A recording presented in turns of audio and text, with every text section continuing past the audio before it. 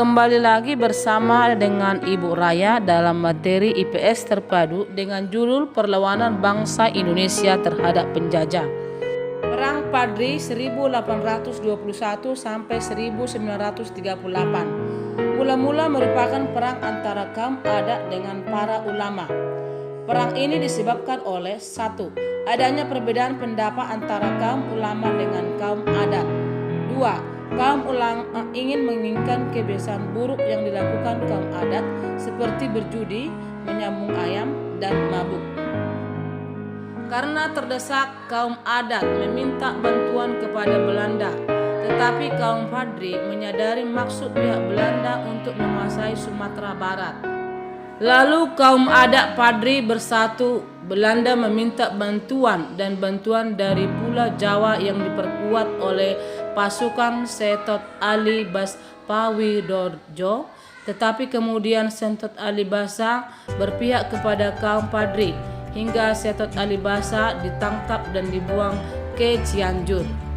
Dengan siasat benteng Stel-Stel pada tahun 1837, Belanda mengepung Bonjol sehingga Iman Bonjol ditangkap dan dibuang ke Cianjur, kemudian dipindahkan ke Manado hingga wafat tahun 1864. Pangeran Diponegoro tahun 1825 sampai 1830. Penyebab terjadinya perang Diponegoro adalah 1. Sebab umum. A. Penderitaan dan kesengsaraan rakyat akibat pajak. B. Campur tangan Belanda dalam urusan istana. C. Munculnya kecemasan di kalangan para ulama karena berkembangnya budaya barat.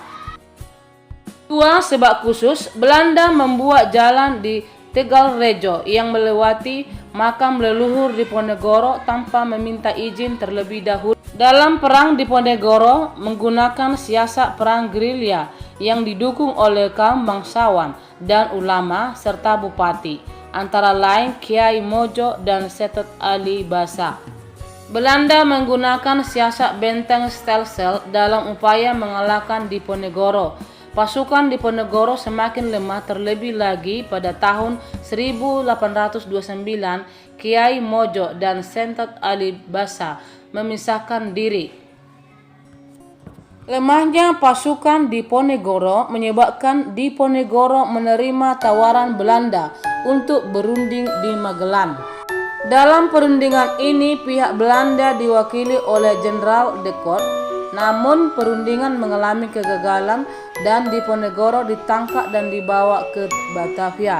Selanjutnya dipindahkan ke Manado, kemudian dipindahkan lagi ke Makassar dan meninggal di Benteng Rotterdam tanggal 8 Januari 1855. Itulah Pangeran Diponegoro.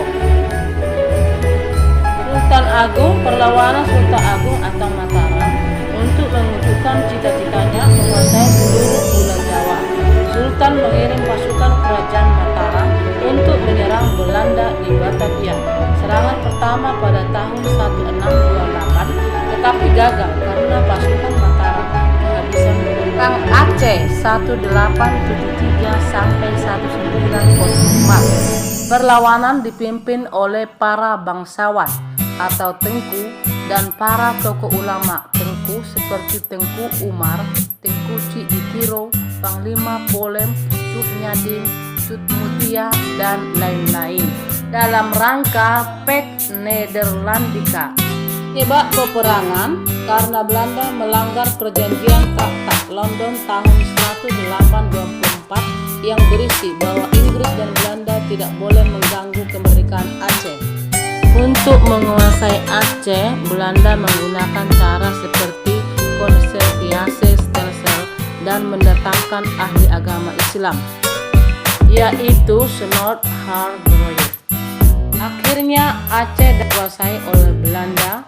Kemudian raja-raja di daerah yang berhasil dikuasai oleh Belanda diikat dengan plakat pendek yang isinya 1. Mengakui kedaulatan Belanda atas daerahnya.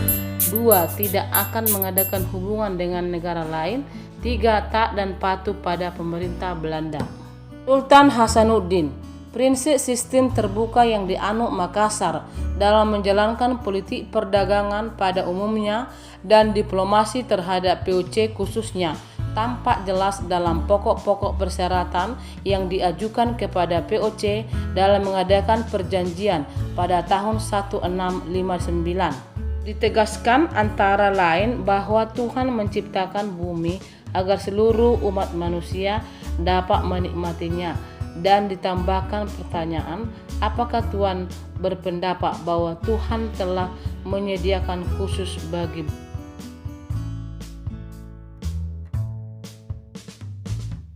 Itulah jawaban tegas terhadap usaha POC memasukkan monopoli perdagangan di Makassar.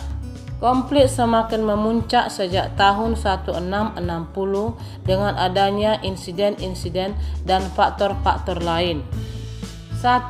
Pendudukan benteng Pranayun oleh POC dirasakan sebagai ancaman terus-menerus terhadap Makassar. 2. Peristiwa The Walvis pada tahun 1662 waktu meriam-meriamnya dan barang-barang muatannya disita oleh pasukan Kareng Telo. Sedangkan tuntutan POC untuk mengembalikannya ditolak. 3. Peristiwa kapal Lenwin 1664 yang kandas di Pulau Don Duigo, di mana anak kapal dibunuh dan sejumlah uang disita. Untuk menghadapi kemungkinan pecahnya perang dengan Belanda, Sultan Hasanuddin pada Oktober 1660 menumpukan semua bangsawan yang diminta bersumpah setia padanya dan membentuk pertahanan yang dibagi atas beberapa sektor. 1. Pasukan sebesar 3.000 orang di bawah pimpinan Daeng Talolo, saudara laki-laki Sultan sendiri, mempertahankan benteng. 2. Sultan Hasanuddin dan Kareng Telo menjaga istana Sempopu. 3. Pertahanan daerah Portugis diserahkan kepada Kareng Lakese. 4. Kareng Korongrong sebagai komandan benteng ujung pandang, wanita dan anak-anak diasingkan ke dalam, sedang orang laki-laki dan dikerahkan untuk mengangkat senjata dan mempertahankan kerajaan. Jalannya perang Desember 1666 sampai Juni 1669.